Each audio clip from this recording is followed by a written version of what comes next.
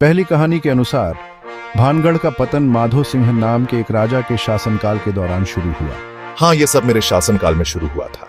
वही हैं जिन्हें 7 मंजिला भानगढ़ किले के निर्माण का श्रेय दिया जाता है। मुझे भानगढ़ के शानदार किले को बनाने में बहुत गर्व हुआ। उन्हें बालानाथ नाम के एक तपस्वी से अनुमति लेनी पड़ी, जिनका आश्रम किले के पास था। मैंने एक शर्त रखी थी जिसके अनुसार किले की परछाई मेरे आश्रम पर कभी नहीं पड़नी चाहिए, अन्यथा राजा जितनी चाहे उतनी मंजिलें किले में जोड़ सकता था। यह शर्त किले के निर्माण के लिए बहुत महत्वपूर्ण थी और भानगढ़ के भविष्य के लिए भी। यही वो समय था जब किले की परछाई ऋषि के आश्रम को छूने लगी थी और उनका श्राप काम करने लगा। जल्द ही भानगढ़ को उजाड़ दिया गया, शाही परिवार गायब हो गया और निवासियों ने शहर छोड़ दिया।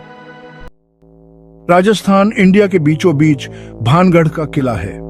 ये कोई मामूली किला नहीं है, ये एक अजीब सन्नाटे में डूबा हुआ है, एक ऐसा सन्नाटा जो डर और किंवदंतियों से पैदा हुआ है।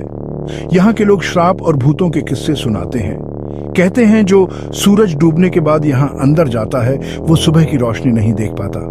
भानगढ़ का किला जो कभी शक्ति का प्रतीक था, अब एक प्रेम कहानी के दुखद अंत की याद दिलाता है। राजकुमारी रत्नावती भानगढ़ का गहना थी।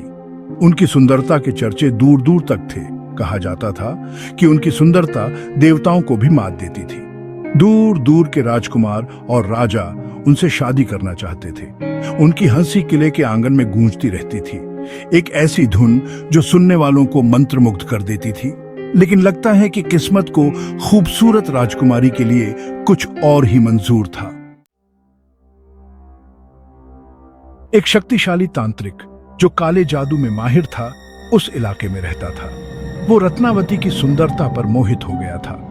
अपने जुनून में डूबे हुए उसने एक शातिर योजना बनाई। वो अपने जादू से उसे अपने वश में करना चाहता था, उसे अपना बनाना चाहता था। एक दिन वो तांत्रिक बाजार गया, जहां उसने राजकुमारी की दासी को इत्र खरीदते हुए देखा। भानगढ़ पर एक श्राप। तांत्रिक ने अपने काले जादू से इत्र को जादू कर दिया। उसका मानना था कि इससे रत्नावती उससे प्यार करने लगेगी, लेकिन राजकुमारी बहुत चालाक थी।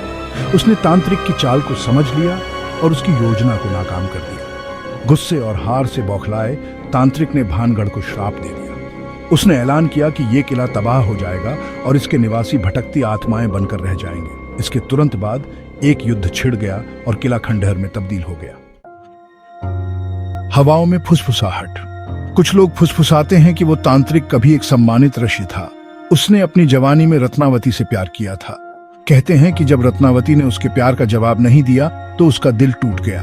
किंवदंती है कि इसी दिल टूटने ने उसके प्यार को एक जुनून में बदल दिया और उसे अंधेरे रास्ते पर धकेल दिया। उसने रत्नावती को पाने के लिए जादू का सहारा लिया, लेकिन उसकी योजना उल्टी पड़ गई, जिसकी कीमत उसे अपनी जान देकर चुकानी पड़ी और किले को श्रापित होना पड़ा। भानगढ़ की रहस्यमय छाया। आज भानगढ़ का किला वीरान पड़ा है, अपने पुल्लिंग वैभव की एक खाली तस्वीर। भारतीय पुरातत्व सर्वेक्षण ने सूरज डूबने के बाद यहां प्रवेश पर रोक लगा दी है। स्थानीय लोग और पर्यटक दोनों ही इसकी खंडहर दीवारों के भीतर होने वाली अजीब घटनाओं के किस्से शेयर करते हैं। कहानियां सच हों या अंधविश्वास, भानगढ़ की रहस्यमय सुंदरता बरकरार है। यह एक ऐसी जगह है जहां इतिहास और किंवदंती आपस में जुड़े हुए हैं। प्यार, बिछोह और श्राप की स्थायी शक्ति की एक कठोर याद दिलाते हैं।